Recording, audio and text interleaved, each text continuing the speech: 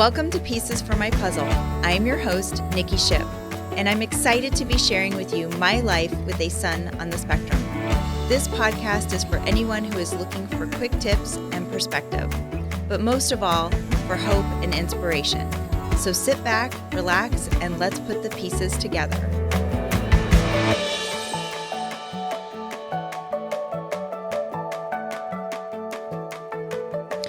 Hello, and welcome back to another episode of Pieces for My Puzzle. Thank you so much for joining us today.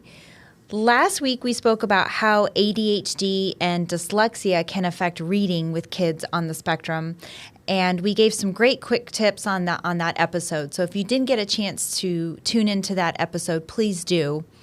This week, we are going to talk about social media and how to find autism support.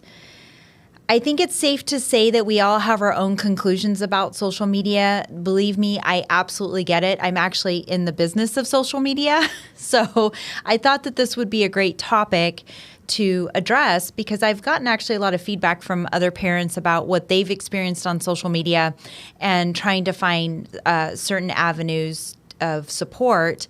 It's interesting because social media can be such a great vein of information, but at the same time, that doesn't mean it's always credible information.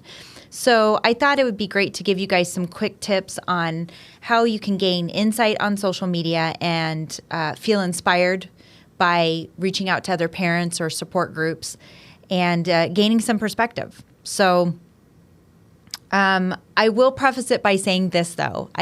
Please do not consider social media as your only source, as your primary source of information. You need to be able to decipher what is valid and what isn't, and there are many false claims on social media as well as true claims. So being able to know the difference, it's always a great starting point. If there's maybe something that gives you an idea with social media, then you can go, oh, I'm going to cross-reference it and look it up and see what other information I can find out besides just going to your Facebook or Instagram, right? Another thing that you have to be careful with social media, and sometimes you might come across some bullying, and that can happen, definitely happen sometimes, and especially in some of these groups when you're trying to find support. And so it's a fine balance. I guess the question is, how do you then combat the toxic conversations and create a positive environment to help find support for yourself? So I'm going to give you guys some quick tips on what you can do to actually navigate that. So believe it or not, you do have control over your social media profiles, and what you see and what you don't see, you can actually start filtering some of that information. So my first quick tip is don't be afraid to block or delete people if they are toxic to you or maybe to what your beliefs are, or maybe it's too much of a negative connotation in the text that they're posting things about, then maybe just consider blocking them or deleting them. And remember that you have control over that. You can also unfollow people, which is different, where you technically remain friends with them, but you just don't see their posts all the time. And unfollowing toxic people, it's a great way to still, quote unquote, be friends on social media, but you don't necessarily have to see everything that they're posting unless they tag you specifically. But it's a great way to set the boundary without maybe the other person knowing that the boundary's there. Avoid engaging in online abuse or controversy over certain topics. And there is a lot of controversy over many topics within the autism community. But even if a person is wrong, just remember you're not going to be the one that's going to change their mind. So I would avoid engaging in any conversation or banter on a social media post, and give yourself some peace of mind and don't get sucked into that.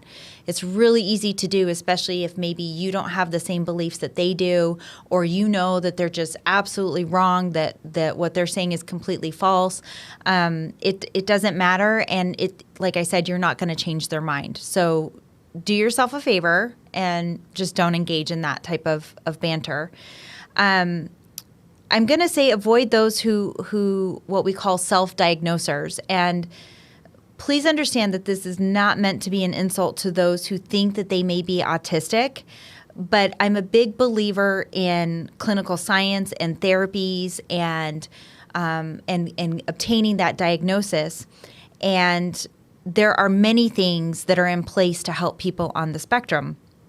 Oftentimes, if somebody is undiagnosed and thinks that they may be autistic, they haven't had some of these services or therapies. And so I think it's really hard to gain the perspective of maybe where they're coming from. The only time I would recommend maybe heeding advice is if you are an adult and you think you may be on the spectrum and you're trying to navigate how to get a diagnosis. Maybe gaining some perspective from somebody that felt the same way as you. That would be a great way to look at that. But we want to make sure that you're getting that perspective on tools and resources of what you can do to help your child. And sometimes you might not get that within that realm, and you'll find that just people are complaining just to complain, or they think they might be, but they're having trouble of finding a resource of somebody to help them. And that's always, like I said, something that you could direct them to so that they can get the help that they need. Consider leaving negative groups. And just as I mentioned a second ago, don't buy into the complaints or the negative mindset. It's a lot of times this is really hard enough as it is trying to navigate helping your kiddo on the spectrum. And getting sucked into that mindset or complaining is not going to do anything. It's not productive. It's a waste of your time and energy. So consider leaving negative groups if they're going off on rants about complaints about services, or it just doesn't seem like it's a positive environment. Consider maybe leaving that group. And like I said, do yourself a favor and just don't feed into the negativity. It's only going to bring you down. And in this type of scenario, we need to do things more often to keep us in a positive mindset and on a positive plane so that we can continue to move forward in some of these therapies and resources. Remember your intuition. Use your gut. You know your child. So what works for one person might not work for you. Be open to the suggestion of it and maybe exploring it. But if you think that it's just not going to be a viable option for your child, maybe some of the advice that you're getting, you have to trust your intuition and what you feel will work best for your child. So just remember your gut, and because you do know your child. And so whatever that person is telling you about what they think is happening with your child, that doesn't mean that they know them. So just remember, this is it's all opinions, right? And you know what they say about opinions. You fill in the blank there. I'll just leave it at that. Look for established people on social media. So advocates, maybe there's a publication like Autism Parenting Magazine is a great one. Look for maybe special needs attorneys or therapies, occupational therapy, speech. They usually will have social media pages or groups. And so look for people that are established already in the industry that are providing services, and helping kids already that are seeking these therapies. You may find, too, that you can also then take it beyond that. Let's say you're looking for an occupational therapist in your area and you find 3 or 4 Facebook pages, maybe then consider taking that to the next level and calling them and inquiring and maybe asking them a few questions you might have. But this can also be a great way to find therapies that you might need for your child. So it's a great starting point, and it kind of gives you ideas of where to ask questions and maybe where to start a little bit. At the end of every episode, we want to do a story highlight or ask the audience. So today I'm going to ask, again, parents to please email me at info@piecesformypuzzle.com with your response. And if we decide to air your story or answer on the air, I will absolutely let you know ahead of time. And we'd love to be able to maybe have the opportunity to feature your answer. My question to you is, have you found a great resource on social media? And if so, what was the resource? And did you find it on Facebook or Instagram, or where did you find that resource? I would love to know, because I think that the more resources that I know I have in my pocket, the more empowered I feel to help my child. So I would just like to know what other resources maybe you have found on social media that ended up maybe producing a really positive result for you and your family, because you were able to either gain perspective or find services.